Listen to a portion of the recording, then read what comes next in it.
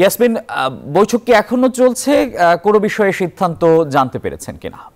আমরা জানি অন্তর্বর্তী সরকারের গঠনের পর গেল 22 আগস্ট এই ক্রয় সংক্রান্ত মন্ত্রিসভা গঠন এই কমিটি সহ আরো 4টি কমিটি গঠন করা হয়েছিল নতুন করে। সেখানে ছিল ইকোনমিক অ্যাফেয়ার্স একটি কমিটি থাকে, যে অর্থনৈতিক ক্রয় সংক্রান্ত মন্ত্রিসভা কমিটি বৈঠক একটা থাকে কমিটি, সেটা হয়েছিল। একই সাথে ল অ্যান্ড অর্ডার অর্থাৎ যে আইন শৃঙ্খলা সংক্রান্ত মন্ত্রিসভা কমিটির একটি কমিটি থাকে, সেটা হয়েছিল।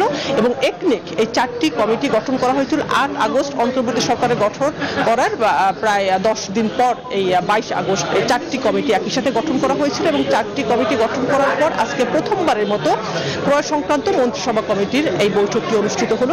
শুরু হলো সকাল 10টায়, সকাল 11টায়। এবং অর্থ উপদেষ্টা যিনি আছেন ডক্টর সালেউদ্দিন আহমেদ, তিনি হলেন এই ক্রয় সংক্রান্ত মন্ত্রিসভা কমিটির কমিটির প্রধান। তিনি সহ 12 জন সদস্য আছেন এই কমিটিতে।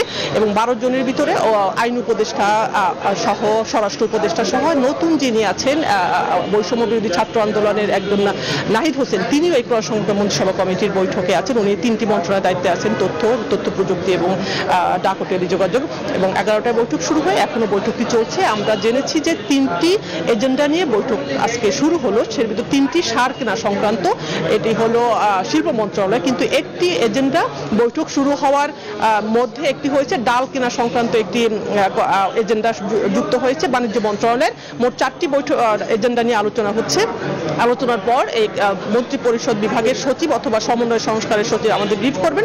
তবে আমরা সাংবাদিকরা দাঁড়িয়ে আছি যে অর্থ উপদেষ্টা ডক্টর সালেউদ্দিন আহমেদ বেরুলে তার কাছে আমরা জানতে চাইবো আসলে বৈঠক সংক্রান্ত, এবং একই সাথে প্রথম যেহেতু ক্রয় সংক্রান্ত বৈঠকটি হচ্ছে, সেখানে আসলে অন্য কি বিষয় আছে সেখানেও জানবো, যেহেতু দ্রব্যমূল্য সংক্রান্ত। এর আগে জানিয়ে রাখি, আজকে বিকাল 4:30টায় এই ডক্টর সালেউদ্দিন আহমেদ একই সাথে বাণিজ্য উপদেষ্টা, এবং গতকালকে উনি হলেন একই সাথে বিজ্ঞান ও প্রযুক্তি উপদেষ্টা। আজকে বাণিজ্য মন্ত্রণালয় 4:30টায় একটি ব্রিফিং আছে দ্রব্যমূল্য নিয়ন্ত্রণ সংক্রান্ত, সেই ব্রিফিংটি 4:30 হবে। সেগুলো নিয়ে হয়তো কথা বলবে।